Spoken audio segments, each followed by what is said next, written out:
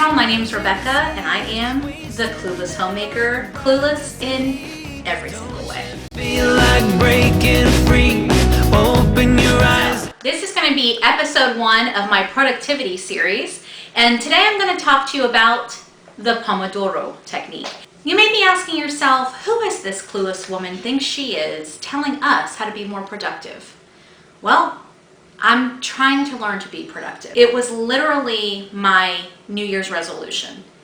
And while we are at the beginning of September, I have made some strides in getting more productive. So this productivity series is going to be about the things that I've learned that have helped me the most over the past 8 months. Lots of things I've tried and I just don't think are really that great. I also hosted a productivity boot camp at my house this summer, which was crazy fun, and I'll tell you about that in another episode.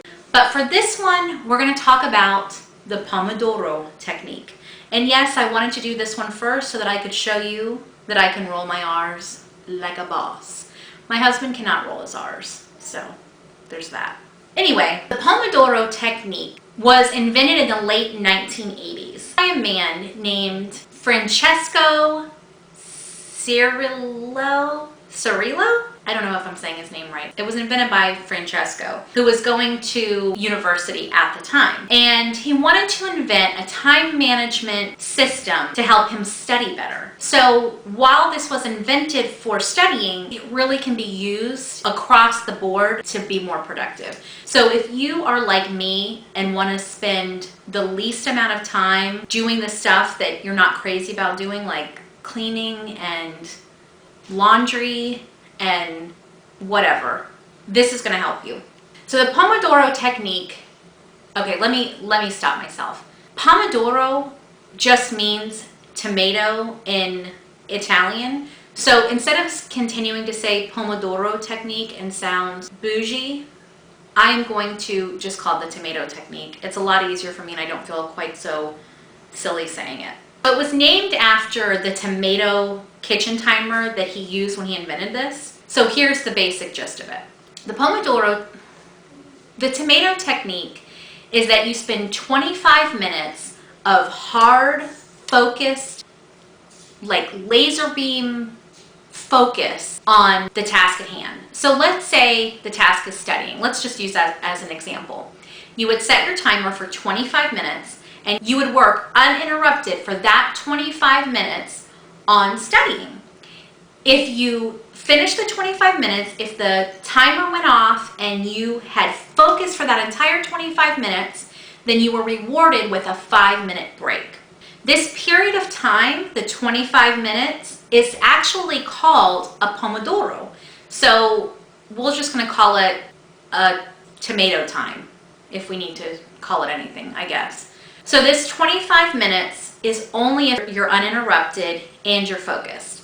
If at minute 15 you do what I do and pick up your phone and look at Instagram or check on the score to a game that you're watching, I don't know if people do it like that. I guess it would just be watching the game, right? Whatever. If you get distracted at all, or if your kids come in and start bothering you, the tomato time starts all over again. So you have to start that 25 minutes all over again, or just abandon it completely and decide you're going to do it later. The thing is, it really does help you to stay focused. So my kids know, if I'm doing something, I'll say to them, I'm getting ready to start something and I need 25 minutes without being interrupted. Ask me your questions now. Otherwise, find something to do for 25 minutes that you don't need me. Because if they interrupt my tomato time, I don't like it. I don't like having to start all over again. You continue this on until you've done 3 tomato times, 3 Pomodoros. So 25 minutes and 5, 25 minutes and 5, 25 minutes and 5.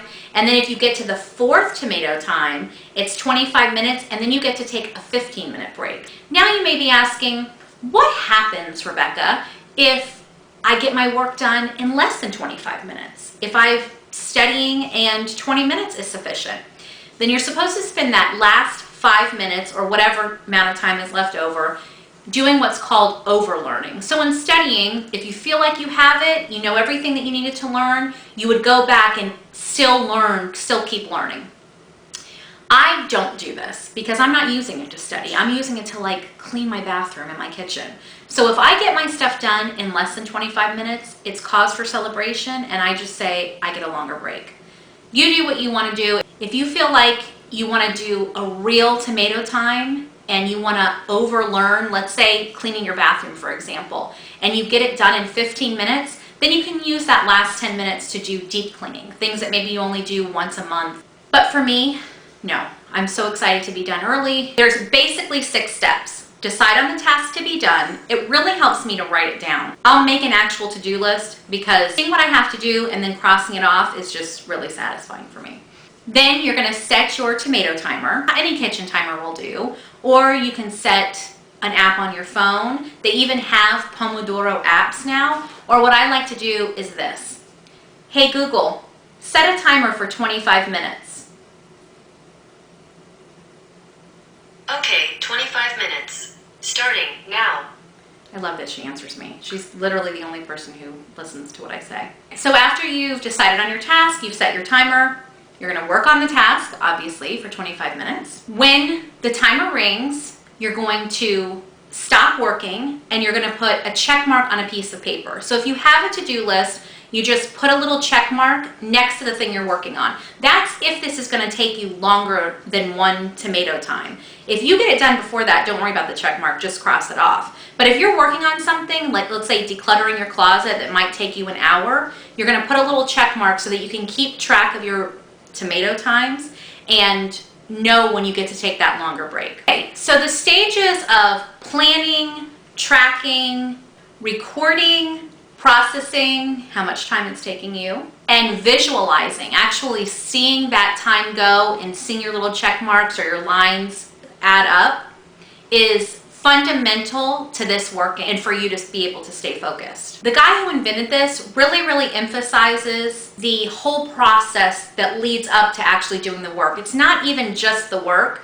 it's also writing it down, setting that timer. The actual act of even winding the timer is important because it confirms your determination to start the task. The ticking sound of the timer externalizes your desire to complete the task, and then the ringing announces a break. So if you don't have a kitchen timer, like I said, it's fine. I don't use a kitchen timer. I don't hear the clicking, but I do feel like the sweat dripping down my head, and that lets me know, like, you know, get this stuff done because you don't want to be in here longer than you have to be. Your flow and focus are kind of led by this outside stimuli that you have of the setting and hearing the tick and then hearing the bell ring. But even if you don't hear the tick, there's other things, like I said, the sweat dripping down, that you can just think, oh, I'm getting this done. And it helps you to stay focused. What I'm gonna do now for the rest of this video is I'm gonna take you along on a few house chores with me, and I'm gonna show you how I use this tomato technique to help me really focus and get stuff done. So I have a lot of cleaning to do. So come with me and let's tomato technique the heck out of this house. Come on. Okay, here we are in the kitchen. It's bad, folks. It's really bad. Nobody picks up after themselves, it seems. So I'm going to show you what I need to clean. Dishes, garbage, leftover stuff from making dinner, leftovers that need to be put away. Setting 25 minutes on my tomato timer, and let's go. My mind's stretched out on the canopy. My dreams getting bigger than you and me. I'm alive. I do or die. Taking a leap, now I'm evergreen. My dreams getting bigger than you and me.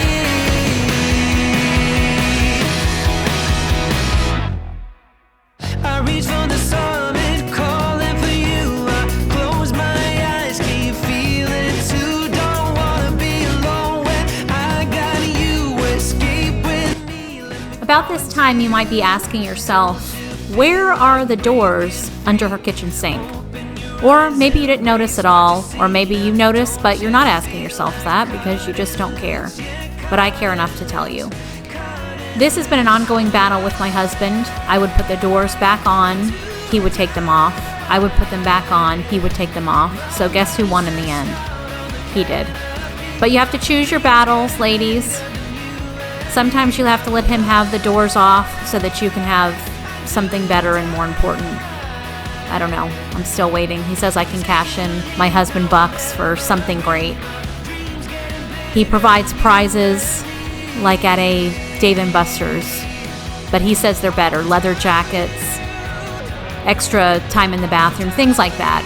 I don't know. I haven't tried to turn in those husband bucks yet. Frankly, I think it's a bunch of crap, like at Dave & Buster's. But anyway, so my next project is to make curtains to go under the sink so that you can't see everything under the sink, because it does definitely bother me.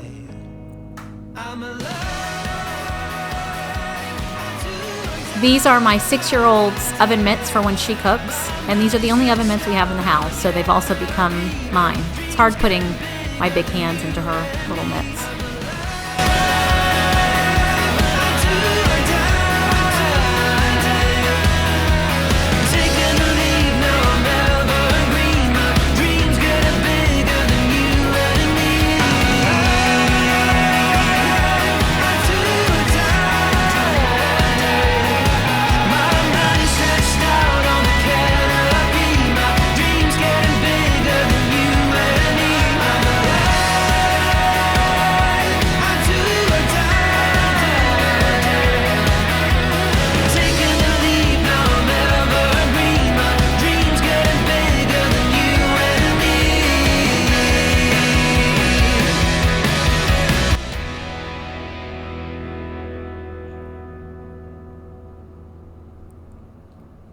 When my stove or any area is really, really bad, I use this Barkeeper's Friend.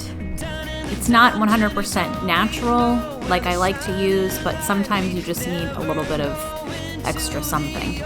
So I'll sprinkle it on, I spray a little water, make a little bit of a paste, and then I use just a razor to scrape off anything that is stuck on. I use this Barkeeper's Friend all over the house. I use it in the bathroom, in the kitchen, on pots that have stuck on food. It's really a miracle worker.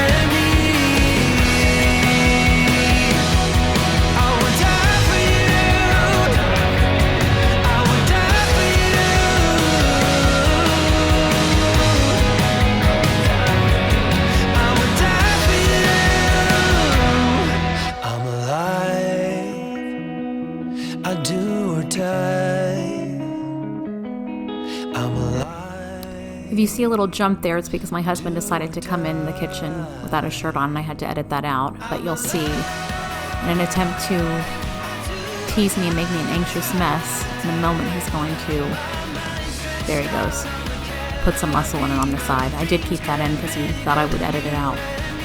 Just like he thought I would edit out him dancing with the bird in the other video, my ship video. If you haven't seen that, I'll link it above here. He's not learning. I'm not editing these things out.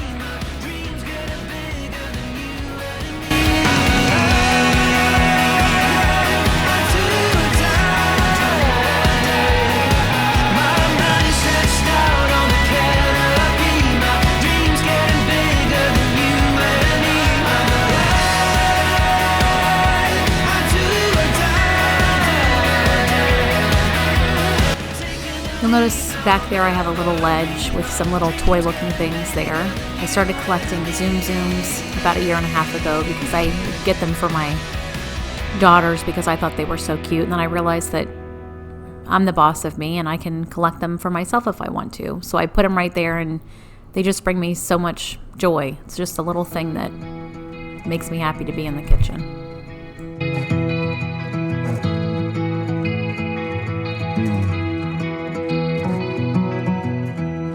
You're a lonely sailor, and your soul is made of wind and rain, doubts and blame.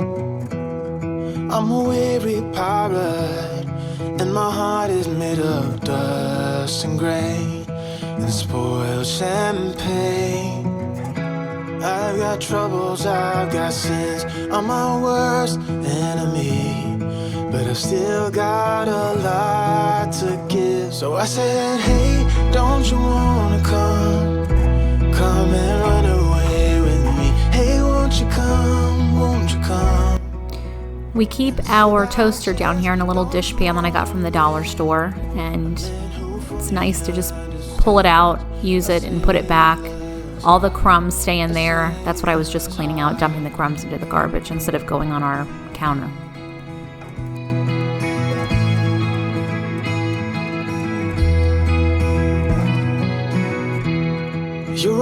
Here you're going to see me put more Barkeeper's Friend in the sink, and I get out my little sponge to scrub it. I put dish soap on that and scrub it out, and I have no idea what happened to that footage. So it did get clean, but here we are jumping to me sweeping. Wouldn't it be awesome if it was like that in real life? We started to clean something and then poof, it was clean.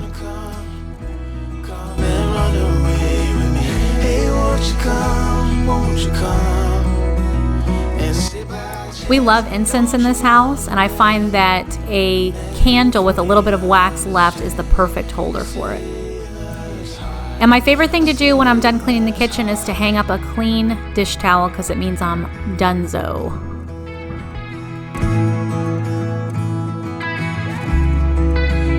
So I said, hey, don't you wanna come and run away with me? Now we're in the guest bathroom, which is also my girls' bathroom. And this day they had just had a field day in here. They had done makeup and played, and it was just a wreck. Please excuse the poor quality as I had to use my phone. My camera battery died.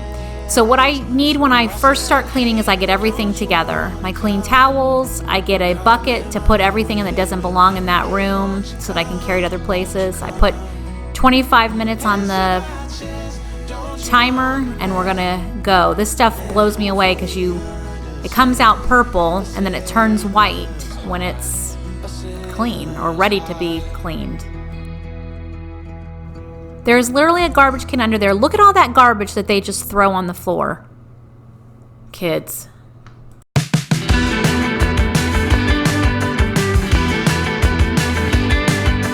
I got nothing more to lose. But cover your eyes, this one's for you. They say you have to live to learn. Maybe that's why I question burn. I got new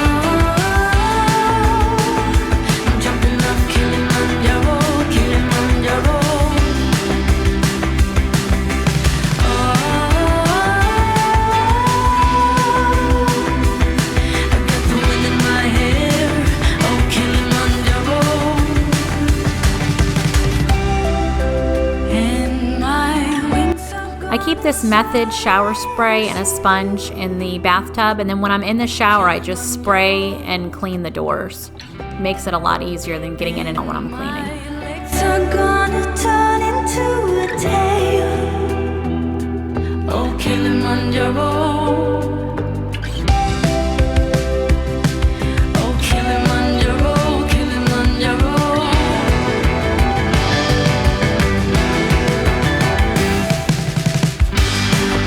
You're going to see me here soaking paper towels with hot water and wringing them out and then throwing them on the floor. That's how I clean bathroom floors. I'll use a little Mist-O-Lin on the floor and wipe it up with the paper towels and throw them away. I just find it most sanitary, and I think it's easier.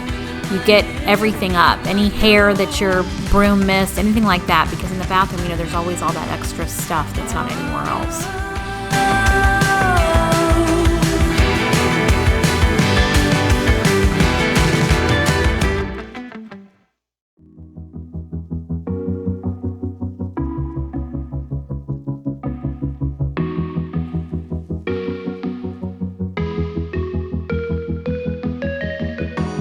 Freezing outside, a little bit high on the feeling. Can't seem to focus. In the corner of my best friend's sofa, you were getting buzzed on rum and cola. I always make sure to wipe down the doorknobs and the toilet flusher thing before I'm totally done. And as you can see, the paint chipping on our doors when we accidentally locked our dog in there one time before we left and she was trying to open the door. Poor thing.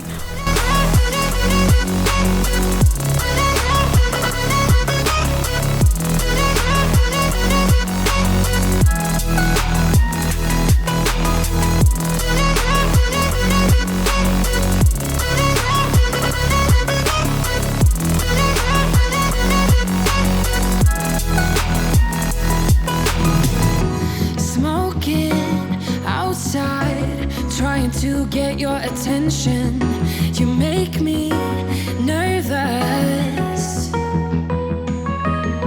In the corner of my best friend's sofa, you were getting buzzed on rum and cola. I really hope you enjoyed episode 1 of my productivity series. I hope you try the tomato timer for yourself. I hope that you subscribe down below if you haven't done so already and ring the bell. And if you like this video, give it a thumbs up. Also, love to chat with you in the comments if you do try the tomato timer or have in the past. Thanks you guys so much for joining me on episode 1 of my productivity mini series. My hope is that by the time I've posted all these videos, we'll all be just a little bit more productive and feel less like ducks with our feet going super fast underwater and trying to appear calm on top. Unless I'm the only one. Maybe I'm the only one that feels that way, but I definitely feel that way. So I hope that you try this tomato timer technique and see if it works for you. It definitely helps me just stay the slightest bit more focused. If you like this video, please give it a thumbs up. And if you're not subscribed yet, please subscribe down below and ring the bell. I really hope that you come on this journey with me of becoming just a tiny bit less clueless about things. I post 2 videos a week on Mondays and Fridays. Thank you so much for joining me. I'm going to spend my tomato timer rest sniffing my what's now gone out. I'm going to thoroughly enjoy my tomato timer rest, relighting my incense stick and sniffing it in peace and quiet. Thank you guys. Bye. Thanks so much for watching. Bye.